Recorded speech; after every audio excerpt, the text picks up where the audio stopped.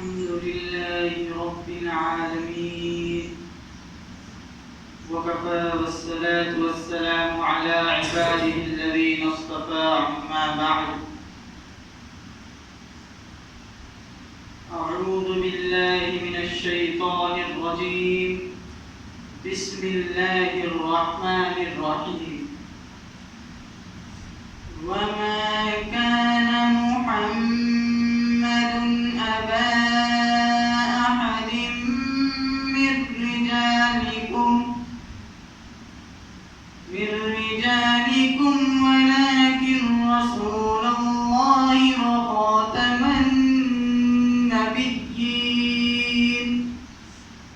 وكان الله بكل شيء عليما صدق الله العظيم. محترم حضرات اور میرے بزرگان دین، نوجوان ساتھیوں اور میرے پیارے عزیز دوستوں اور اللہ کے رسول کے مہمانوں، السلام علیکم ورحمۃ اللہ وبرکاتہ.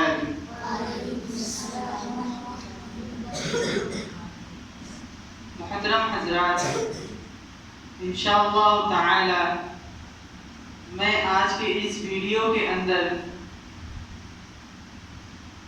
چھوٹا سا بیان ڈالوں گا جس میں اللہ کے رسول صلی اللہ تعالی علیہ وسلم کی سیرت کے مطابق، چونکہ یہ 12 ربیع الاول کا مہینہ ہے، یہ بہت ہی مبارک مہینہ ہے. اس مہینے کے اندر اللہ کے رسول صلی اللہ تعالی علیہ وسلم دنیا میں تشریف لائے اور اس دنیا سے پردہ فرمائے.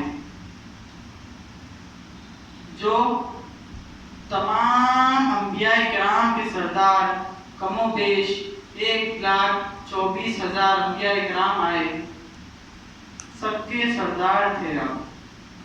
نبیوں کے سردار کون تھے؟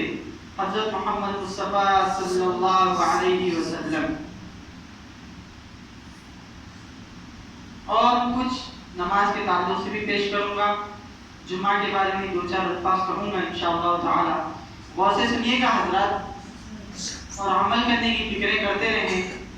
اور اس پیج کو طلحہ صافی گائیڈر کے جو فیس بک پر جو پیج ہے اس پر فالو کرتے رہیں. غور سے سنیے گا حضرات. تو محترم سامعین کرام، میں نے ابھی قرآن مجید کی بہت ہی مبارک آیت تلاوت کی ہے. اس آیت کی مبارکہ کے اندر اللہ تبارک و تعالی یوں ارشاد فرماتے ہیں کہ حضرت محمد مصطفیٰ صلی اللہ علیہ وسلم آخری نبی ہیں، آپ کے بعد کوئی نبی بھیجا نہیں جائے گا. کیا فرماتے ہیں؟ آخری نبی کون ہے؟ محمد صلی اللہ علیہ وسلم. کس کا نام ہے؟ ہمارے پیارے نبی کا نام ہے جو کہ اللہ کے رسول ہیں. ہم کلمہ شہادت میں پڑھتے ہیں اشہد ان لا الہ الا اللہ واشہد ان محمدا عبدہ ورسولہ.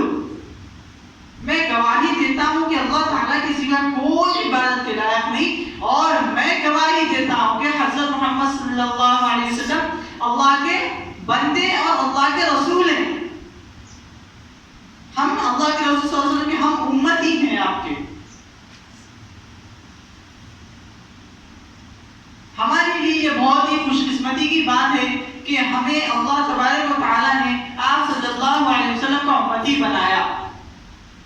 امت محمدیہ میں اللہ نے ہمیں پیدا فرمایا اور ہمیں اشرف المخلوقات بنایا. بہت ہی خوشی کی بات ہے. اس کے لیے حدیث پاک میں آتا ہے، حدیث پاک کا مفہوم ہے کہ اس کے لیے اگر اللہ کا شکریہ ادا کرنا چاہیں تو سنو کیا کہتے ہیں کہ سر کے بال سے لے کر پیر کے ناخن تک ہمارے بدن پر جتنے بال ہیں، سر کے تمام بال ملا لو، بدن پر جتنے بال ہیں، آنکھ، ہاتھ، ناک، منہ، کان، پاؤں، ہر چیز کو ملا لیا جائے تو ان بالوں جتنے بال ہوتے ہیں اتنی زبانیں اگر اللہ ہمیں دے دیتے تو ہم ان تمام زبانیں بھی مل کر اللہ تبارک و تعالیٰ کا نمک کے یا رائی کے دانے کے برابر بھی شکریہ ادا نہیں کر سکتے. ہم اتنی زبانیں مل کے بھی اللہ کا شکریہ ادا ہرگز نہیں کر سکتی. یاد رکھیں. فرمایا جاتا ہے دو ہستیوں کا حق کبھی ادا نہیں کیا جا سکتا. پہلے لگے کون ہے وہ دو ہستی؟ یوں ارشاد فرماتے ہیں کہ ایک اللہ اور ایک اللہ کے رسول صلی اللہ تعالی علیہ وسلم ہے، جن کا حق کبھی ادا نہیں کیا جا سکتا۔ ہاں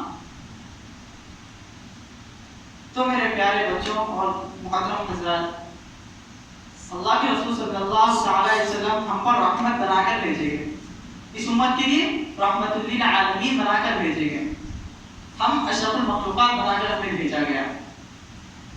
آپ کو ظالم بنا کر نہیں بھیجا گیا، آپ کو رحمت بنا کر بھیجا گیا، رحمت للعالمین بنا کر بھیجا گیا۔ لوگ آپ پر اتنا ظلم کرتے تھے مگر آپ ان ظلم کے خلاف آواز نہیں اٹھاتے، اس ظلم سے آپ دوبارہ ظلم نہیں کرتے۔ آپ کو تکلیفیں دی جاتی تو آپ ان کی طرف بڑھ کر یہ نہیں کہتے کہ مارتے نہیں انہیں، بلکہ ان کے لیے دعا کو ہو جاتے، دعا فرماتے، بددعا نہیں دیتے۔ جس طرح لوگ ظلم کرتے تھے، آپ صلی اللہ علیہ وسلم لوگوں پر ظلم کرنا شروع نہیں کر دیتے تھے، کوئی مارتا تو آپ پر، آپ بلکہ ان کے لیے دعائیں کرتے تھے۔ فرشتے کہتے تھے، جبرائیل السلام آ جاتے تھے۔ طائف کا واقعہ آپ لوگوں نے سنا ہوگا، کیسا دردناک واقعہ تھا، ہم سنتے ہیں تو ہماری روح کانپ جاتی ہے، ہمارے کانٹے کھڑے ہو جاتے ہیں، بعض اوقات سنتے تو آنکھوں میں آنسو آ جاتے ہیں۔ واقعی رونا بھی چاہیے۔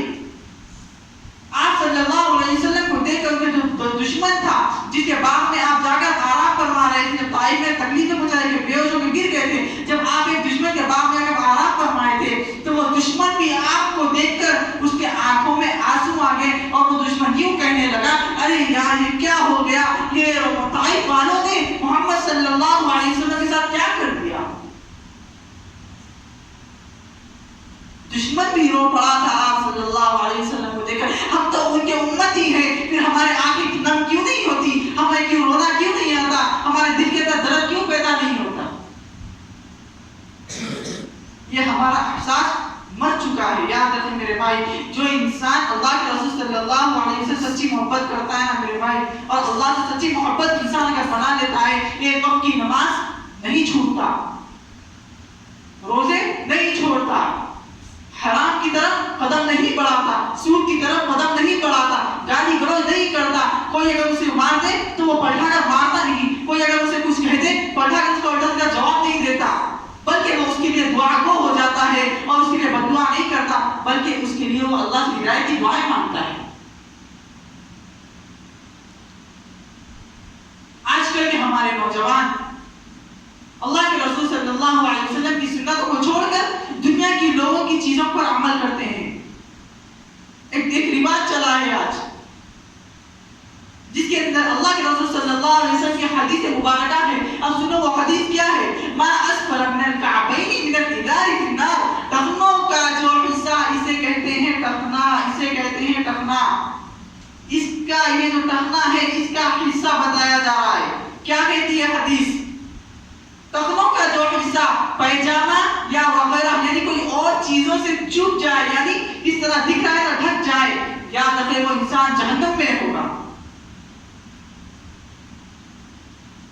آج ہماری بہنوں کو کیا چاہیے تھا، ہماری ماؤں کو کیا چاہیے تھا، ہماری ماؤں کی ذمہ داری یہ تھی، ہمارے بہنوں کی ذمہ داری یہ تھی کہ وہ اپنے شلوار سے اپنے ٹخنے کو ڈھکے، اپنے پاؤں کو چھپائیں، اپنا ٹخنا چھپا کے رکھیں۔ آج ہمارے نوجوان بھائیوں کو کیا چاہیے تھا، ان کی کیا کرنے کی ضرورت تھی انہیں کہ وہ اپنا ٹخنا دکھائیں، اپنے ٹخنے کے اوپر پیجامہ پہنو، بھلے پینٹ پہنو، کچھ بھی پہنو، مگر اپنے ٹخنے کے اوپر ہمارا لباس ہونا چاہیے۔ لیکن ہمارا لباس آج کہاں جاتا ہے، ہمارے ٹخنوں کے نیچے لباس ہمارا پہنچ جاتا ہے۔ یاد رکھیں ایسے لوگوں کے خلاف اللہ تعالیٰ سخت ناراض ہوتے ہیں، اور ایسے لوگوں کے لیے قیامت کے دن اللہ تبارک و تعالیٰ اپنا ان شخص کا چہرہ بھی دیکھنا پسند نہیں فرماتے۔ کچھ موویز کے ہیرو نکلتے ہیں، کوئی فلانے فلم کا کوئی آدمی آتا ہے، اس کا فیشن ہے، فلانے کا فیشن ہے، رواج الٹا ہو رہا ہے۔ ہماری بہنیں آج ٹخنوں کے اوپر پیجامہ پہن کے گھومتی ہیں، ہمارے بھائی جو ہیں وہ لوگ ٹخنوں کے نیچے پیجامہ لہرا لیتے ہیں۔ میرے بھائی اس سے بچنے کی فکریں کرتے رہا کریں۔ چھوٹی سی بات ہے جس کے تعلق سے پردے کی بات ہے، غور سے سنیے گا میری بہنیں، غور سے سنیں میری بہنیں، اور ان والدین سے بھی کہتا ہوں اس پر فکر کریں، عمل کریں میرے بھائی۔ حضرت علی رضی اللہ تعالی عنہ نے اپنے گھر کے اندر ایک کنواں بنا دیا تھا، ایک پانی کا جو کنواں ہوتا ہے اس کنویں کو بنا دیا، تو صحابہ کرام نے دیکھا، کہنے لگے اے علی رضی اللہ تعالیٰ عنہ، آپ نے اپنے گھر میں کنواں کیوں بنا دیا؟ 7 کمرے تھے، 7 کمرے میں سے ایک کمرے میں آپ نے اپنے گھر میں کنواں بنا دیا، چاہتے تو گھر میں کچھ اچھا بنا کے رہ سکتے تھے، نہیں، بلکہ آپ نے گھر میں کنواں بنا دیا، آپ نے ایک روم کو کنویں کے لیے مقرر کر دیا، تو ایک کمرہ جو تھا اس کے اندر کنواں بنا ہوا تھا۔ صحابہ کرام دیکھنے کہنے لگے اے علی رضی اللہ تعالیٰ عنہ، آپ نے اپنے گھر میں کنواں کیوں بنایا؟ جواب سنیں، کیسا جواب ہے ہمارے بہنوں کے لیے، سنیے میرے بہنیں، جواب کتنا بھاری جواب ہے، کتنا قیمتی بات اس میں بتائی جا رہی ہے، کیسا اللہ کا خوف تھا، کیسے اللہ کے احکامات تھے، کیسا عمل کرتے تھے وہ لوگ۔ اب سنیے کیا فرماتے ہیں، جس طرح آپ کی تقریر بتایا، میں ابھی حدیث پڑھ کے سنایا، مردوں کے لیے کیا حدیث بتائی گئی، اب حضرت علی رضی اللہ تعالیٰ عنہ کے جواب کو سنیں، کتنا پیارا جواب آپ نے دیا۔ تو کہنے لگے میں نے اپنے گھر میں کنواں اس لیے بنا دیا تھا کہ میری بیٹیاں گھر کے باہر پانی لینے کے لیے جائیں گی، کہیں ان کے پاؤں پر سورج کی نگاہ بھی نہ پڑ جائے کہ وہ بے حیائی ہو جائے گی، بے پردگی ہو جائے گی۔ اللہ اکبر، سورج کی نگاہ بھی پڑ گئی تو بے پردگی ہو جاتی ہے میرے بھائی، یاد رکھیں۔ وہ گھر نہیں تھا بلکہ جنت کا ٹکڑا تھا۔ حضرت عمر رضی اللہ تعالیٰ فرماتے کہ وہ گھر نہیں تھا بلکہ جنت کا ٹکڑا تھا۔ تو میرے بھائی، اللہ کے رسول صلی اللہ علیہ وسلم کو اتنی تکلیفیں پہنچائی گئی، اتنا آپ پر ظلم کیا گیا، اتنی آپ پر زیادتیاں کی گئی، لیکن آپ نے اللہ کی رسی کو کبھی نہیں چھوڑا، بلکہ آپ نے اللہ کی رسی کو مضبوطی سے تھامے رکھا۔ صرف اللہ کے احکامات تھے اور امت کو دکھانا چاہتے تھے۔ آپ تو انبیاء کرام کے سردار تھے، آپ چاہتے تو آرام سے زندگی گزارتے، آپ چاہتے تو آرام سے سو کے کر کے کھانے پی کے رہتے، مست رہتے، نہیں، آپ نے اچھے اچھے کھانے نہیں کھائے، آپ نے اچھا اچھا لباس نہیں پہنا، بلکہ اللہ کی رضا کے لیے، اپنی امت کو دکھانے کے لیے آپ نے اپنی جان مال دولت سب کچھ آپ نے قربان کر دیا۔ کیوں؟ صرف اللہ کو راضی کرنے کے لیے، اللہ کے احکامات کی پاسداری کرنے کے لیے۔ ہمیں کیا چاہیے کہ ہم اللہ کے احکامات مانیں، اللہ کے رسول صلی اللہ علیہ وسلم کی ایک ایک سنت کو پہچانے۔ سنتیں کیا ہیں نہیں معلوم، مسجد کے محلے کے امام ہوتے ہیں، مولوی ہوتے ہیں، عالم دین لوگ ہوتے ہیں، ان سے جا کر معلومات کریں، ارے سنت کیا ہے، پانی پینے کی سنتیں کتنی ہے، کھانے کی سنتیں کتنی ہے، غسل کتنے فرائض ہیں، غسل کتنی سنتیں، معلوم کریں، معلوم کر کر اس پر عمل کرنے کی فکر کریں، سنتوں کو زندہ کریں۔ یاد رکھیں، آج ہمارے چہروں پر داڑیاں نہیں سجی ہوئی ہے، ہم چہروں کی داڑھی کو کٹا لیتے ہیں، اس پر مشین چلا لیتے ہیں۔ میرے بھائی یاد رکھیں، ہم گندا پیجامہ ہو یا گندا کپڑا ہو، ہم پہن کر ہم کہاں دوستوں کے پاس نہیں جاتے، کہتے ہیں کہ میں ایسے لباس پٹا کپڑا پہن کر گیا، پٹے لباس پہن کر گیا، کٹنگ گاڑی کے لیے کٹا کر گیا، تو وہ لوگ کیا کہیں گے؟ دیکھ میرے بھائی ایک دم سیدھی ساری کٹنگ ہے بندے کی، اور ایک فیشن کچھ نہیں کر رہا، ایسا گندا لباس پہن کر آ رہا ہے، تو کیا سوچتے ہیں؟ ارے وہ لوگ میرے بارے میں غلط سوچیں گے، وہ لوگ مجھ سے ملنا بھی پسند نہیں کریں گے۔ تو میرے محمد صلی اللہ علیہ وسلم کے امتی بھائیوں، مسلمان کے بھائیوں، غور سے سنیں آپ لوگ یہ، تو پھر قیامت کے دن اللہ کے رسول صلی اللہ علیہ وسلم کو کیا چہرہ دکھاؤ گے؟ آپ کے چہروں پر داڑھی نہیں ہے، داڑھی کٹا دیتے ہو، بتاؤ کیا چہرہ دکھاؤ گے قیامت کے روز اللہ کے رسول صلی اللہ علیہ وسلم کو؟ کہیں گے کہ میرا امتی ہے، اللہ سے نہیں، یہ میرا امتی نہیں ہو سکتا، اس کے چہرے پر تو میری سنت نہیں ہے، میری داڑھی سے نہیں ہے۔ اگر واقعی داڑھی اگر خراب چیز ہوتی، داڑھی اگر مبارک چیز نہیں ہوتی، داڑھی میں اگر کوئی فیشن نہیں ہوتا، داڑھی میں اگر کوئی اللہ کے رسول صلی اللہ علیہ وسلم کا طریقہ نہیں آتا، اللہ کے رسول صلی اللہ علیہ وسلم اگر داڑھی خراب ہوتی تو اللہ کے رسول صلی اللہ علیہ وسلم داڑھی نہیں رکھتے تھے۔ یاد رکھیں، یہ داڑھی بہت ہی مبارک چیز ہے میرے بھائی۔ ایک چھوٹی سی بات اس پر کہہ دوں، ایک صحابی اللہ کے رسول صلی اللہ علیہ وسلم تشریف لیے ہوئے بیٹھے ہوئے تھے، ایک صحابی وہاں سے آئے، اللہ کے رسول نے صحابی کو دیکھ کر مسکرانے لگے، تو صحابی نے سمجھا کہ شاید یہ میرا صحابی کو ایک ہی بال تھا، داڑھی کا بیچوں بیچ میں نا ایسا لمبا بال تھا، تو صحابی سمجھے کہ اللہ کے رسول مجھے دیکھ کر شاید مذاق بنا رہے ہیں، مجھ پر ہنس رہے ہیں، تو صحابی چلے گئے۔ پھر وہ صحابی اسی جگہ پر آئے، اللہ کے رسول صلی اللہ علیہ وسلم تشریف لیے ہوئے بیٹھے ہوئے تھے، آپ نے اس صحابی کو دیکھا، چہرہ یوں دیکھا، آپ نے یوں منہ پھیر دیا صحابی کے پاس۔ صحابی پریشان ہو گئے، حیران ہو گئے، کہنے لگے اے اللہ کے رسول صلی اللہ علیہ وسلم، کل تو مجھے آپ دیکھ کر مسکرا رہے تھے، آج آپ نے مجھ سے چہرہ کیوں پھیر دیا؟ آپ کے چہرے کی ہنسی کہاں چلی گئی؟ اللہ کے رسول صلی اللہ علیہ وسلم کا جواب سنیں، اللہ کے رسول صلی اللہ علیہ وسلم کیا فرماتے ہیں؟ وہ صحابی سے کہنے لگے اے صحابی رسول، آپ کا جو ایک بال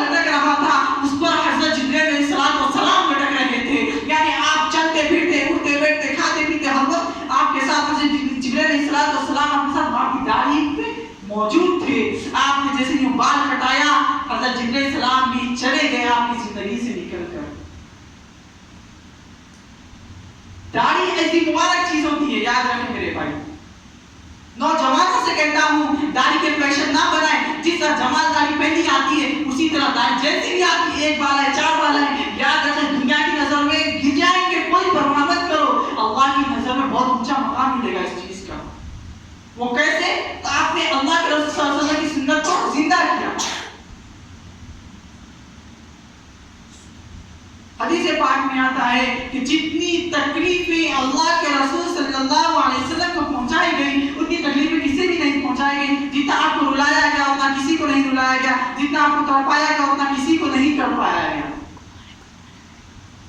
تو محرم یہ ربیع الاول کا مہینہ ہے میرے بھائی، اس میں خوب اللہ کے رسول صلی اللہ علیہ وسلم پر درود بھیجنے کی کوشش کریں. دن رات اٹھتے بیٹھتے چلتے پھرتے خالی رہتے ہیں، سونے سے پہلے سوتے درود پڑھتے رہیں، اللہ کے رسول کو بھیجتے رہیں.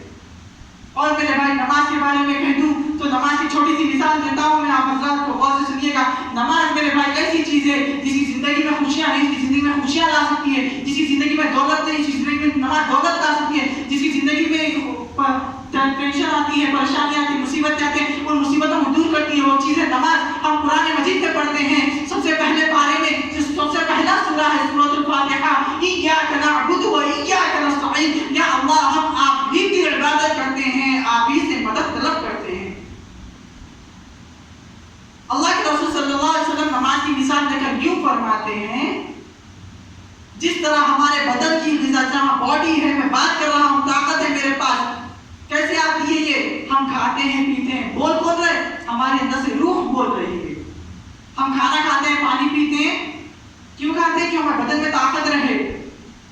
کھانا پانی پیئیں گے تو ہمارے بدن میں طاقت رہے گی. اسی طرح جس طرح ہمارے بدن کی میرے بھائی کھانا ہے ہمارے بدن کی طاقت، اسی طرح ہماری روح جو اندر موجود ہے جسے میں بولتا ہوں، جو حرکتیں کرتی ہوں وہ روح کرتی ہے. اگر اس کی غذا نماز بتائی گئی، الصلاۃ عماد الدین، نماز دین کا ستون ہے. جنت کی کنجی کیا بتائے گی؟ نماز ہے. ہماری روح کو زندہ رکھنا چاہتے ہو، 5 وقت نماز کی پابندی کر لو، زندگی انشاءاللہ کامیابی کی طرف بڑھتے رہے گی. میرے بھائی اس کے بعد جمعہ کے اندر بھی جمعہ کا دن بھی ہوتا ہے. کافی لوگ نماز کھڑی ہونے سے چند سیکنڈ پہلے آتے ہیں، جیسا امام جب مؤذن صاحب جیسے وہ اقامت دیتے ہیں جب لوگ پیچھے آ کے کھڑے ہوتے ہیں. ایسا ہرگز نہ کریں میرے بھائی. جس طرح ہمارے کانوں میں اذان کی آواز پہنچ جائے، جمعہ کی اذان کی آواز حدیث پاک میں بھی آتا ہے، قرآن مجید میں بھی آتا ہے، جو سورہ جمعہ کے اندر موجود ہے. جس طرح آتا ہے کہ اذان کی آواز ہمارے کانوں میں پہنچ جائے، اپنے کام کاج کو چھوڑ دو، اپنی نماز مسجدوں کی طرف رکھو، نماز کی طرف بڑھتے جاؤ. فکریں پیدا کریں میرے بھائی. اللہ کے رسول صلی اللہ علیہ وسلم کی قربانیاں کو دیکھیں، سیرت کو اٹھا کر دیکھیں، آپ کی کیسی کیسی قربانیاں تھی، کیسی کیسی آپ کی زندگی بسر کی، ان کی زندگی کو اٹھا کر دیکھیں. زندگی کامیاب نہ ہوئی تب بتانا. اللہ کے رسول صلی اللہ علیہ وسلم کے احکامات سے آپ کی طریقوں کے مطابق زندگی گزارے اور اللہ کے احکامات کے مطابق زندگی گزارے، انشاءاللہ تعالی زندگی کامیاب ہوگی. میرے بھائی آخری بات کہتا ہوں، زندگی ایسے گزار کے مرو تاکہ اللہ کو ملو، اللہ خوش ہو کے مل رہے ہو. ایسے نہ مرو کہ اللہ کی بارگاہ میں پیش کیے جا رہے ہوں، آپ کو فرشتے گھسیٹ کر لے کر آ رہے ہیں، کیسے مجرم بنا کر، قیدی بنا کر ہاتھوں میں پیروں میں ہتھیلیاں لگا دی جا رہی ہیں. ایسے موت کی بھی رضا سے سینہ مارو، ایسی بھیک مانگو. کیا اللہ ہم ابھی آپ کے پاس سے گئے تھے دنیا میں؟ جیسے کوئی آدمی مسافر ہوتا ہے، اپنے گھر لوٹ کر آتا ہے، اس کا کس طرح اس کا استقبال کیا جاتا ہے، کس اچھے سے کھانے کھلائے جاتے ہیں، اس طرح اللہ سے موت مانگو. نماز کے اندر موت مانگو، سجدوں میں موت ہونی چاہیے. اللہ سے ایسی مانگو، ایسی نہ مانگو اللہ مجھے موت دے دے، مجھے موت دے دے، نہیں، بلکہ اللہ مجھے آپ کی، جب میں آپ کی عبادت کر رہا ہوں اس وقت مجھے موت دیجیے. قرآن بھی کیا کہتا ہے؟ کل نفس ذائقۃ الموت، ہر ایک نفس کو موت کا مزہ چکھنا ہے، ہر ایک نفس کو موت آئے گی. کیسا کوئی موت سے نہیں بچ سکتا میرے بھائی. نماز کے اندر موت آ جائے، اللہ سے ایسی دعائیں مانگتے رہو. ایمان پر خاتمہ ہو ہمارا، ایسے اللہ سے مانگو.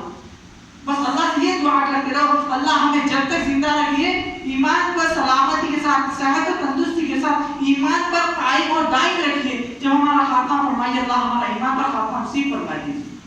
آمین. عمل کرنے کی فکریں کرتے رہا کریں میرے بھائی، احساس پیدا کریں ہمارے اندر. دیکھیں اللہ کے رسول صلی اللہ علیہ وسلم کی سیرت کو اٹھا کر دیکھیں. ربیع الاول کا مبارک مہینہ چل رہا ہے، مبارک مہینے میں خوب اللہ کے رسول صلی اللہ علیہ وسلم میں درود بھیجنے کی فکریں کرتے رہا کریں. اللہ تعالیٰ سے دعا ہے کہ اللہ ہمیں 5 وقت نماز پڑھنے اور اللہ کے رسول صلی اللہ علیہ وسلم کی ایک سنت کو جان کر اسے زندہ کرنے کی توفیق عطا فرمائے. آمین. وآخر دعوانا الحمد للہ رب العالمین. السلام علیکم ورحمۃ اللہ وبرکاتہ.